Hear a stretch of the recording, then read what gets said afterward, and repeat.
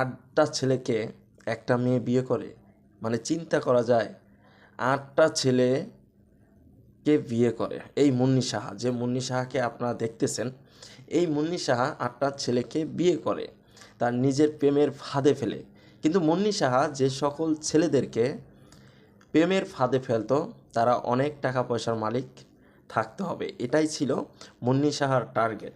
মুন্নি সাহা যেসব ছেলেদেরকে টার্গেট করতো তাদের অনেক টাকা পয়সা থাকতে হবে, এবং মুন্নি সাহা তার নিজের দেহ দেখিয়ে ছেলেদেরকে পাগল বানাতো, এবং ছেলেরা যখন তার রূপের পাগল হয়ে যেত তখন মুন্নি সাহা ছেলেদেরকে ছেলেদেরকে প্রেমের ফাঁদে ফেলে একটি নির্জন জায়গায় নিয়ে যেত।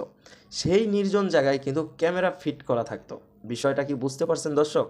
মুন্নি সাহা যেসব নির্জন জায়গায় ছেলেদেরকে নিয়ে যেত সেখানে কিন্তু ক্যামেরা ফিট করা থাকতো, এবং ক্যামেরায় মুন্নি সাহা এবং তার যে বয়ফ্রেন্ড থাকতো, তার যে প্রেমিক থাকতো, তারা যে ওখানে অনৈতিক ওই খারাপ কাজগুলি করতো তখন কিন্তু ক্যামেরায় ভিডিও হতো। ভিডিও করার এক পর্যায়ে মুন্নি সাহা ওই ছেলেকে বুঝতে দেয় না যে সে একটি ভিডিও ধারণ করে রেখেছে। পরবর্তীতে মুন্নি সাহা ওই ছেলেকে একটি বিয়ের প্রস্তাব দেয়, এবং তখন যদি ওই ছেলে বিয়ে না করে তখন কিন্তু মুন্নি সাহা তাকে ওই ভিডিওটি দেখায়, তুমি যদি আমাকে বিয়ে না করো তাহলে এই দেখো তোমার ভিডিও, সামাজিক যোগাযোগ মাধ্যমে ছড়িয়ে দেব। তখন ছেলেপক্ষ কি করবে? উপায় না পেয়ে বিপদে পড়ে গেছে, তখন বিপদ থেকে উদ্ধার হতে গেলে মুন্নি সাহাকে বিয়ে করতে হবে, এবং বিয়ের 10 মিনিট পরেই মুন্নি সাহা ওই ছেলের থেকে ডিভোর্স চাচ্ছে, তুমি আমাকে ডিভোর্স দিয়ে দাও, আমি তোমার সংসার করব না। তখন ওই ছেলের আর কিছুই করার থাকে না, যে টাকা কাবিনে বাঁধে সেই টাকাই ছেলেপক্ষ মুন্নি সাহাকে দিয়ে দেয়। এভাবে 1 2 3 4 5 6 7 8 মুন্নি সাহা 7জনকে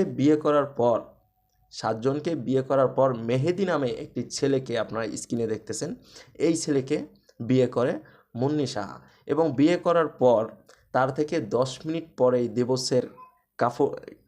ডিভোর্সের কাগজ চাচ্ছে যে তুমি আমাকে ডিভোর্স দিয়ে দাও, আমি তোমার সংসার করব না। কিন্তু তার কাবিননামা ছিল 20 লাখ টাকা। কিন্তু এই যে মেহেদি হাসান তাকে তার ভালোবাসা বলেন, রূপ বলেন, মানে সব কিছু দেখিয়ে ওই যে এর আগে বললাম একটি নির্জন জায়গায় নিয়ে যেত, এবং সেখানে নিয়ে গিয়ে ভিডিও ধারণ করতো, এবং ভিডিও ধারণ করে তাকে আবার এগুলো দেখাইতো, তুমি যদি আমাকে বিয়ে না করো তাহলে কিচ্ছু করার নাই, আমি এই ভিডিও সোশ্যাল মিডিয়াতে আপলোড করব এবং তোমার মান ইজ্জত সব কিছু শেষ, এবার তুমি কি করবা তুমি দেখো। তখন মেহেদি হাসান চিন্তা করে আমি বিয়ে করে নেই।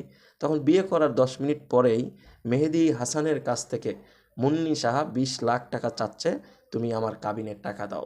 হঠাৎ করেই মেহেদি হাসান জানতে পারে মুন্নি সাহা আগে 7টা বিয়ে করেছে, এবং 8 নাম্বার হচ্ছে মেহেদি হাসান। তখন মেহেদি হাসান থানা এবং প্রশাসনের সাহায্য সহযোগিতা নিয়ে মুন্নি সাহার হাত থেকে রক্ষা পায়, এবং মুন্নি সাহার হাতে হ্যান্ডকাপ পরে, এবং হ্যান্ডকাপ পরার পরে আপনারা তো জানেন তার কি শাস্তি হবে, তাকে জেলখানায় যেতে হবে।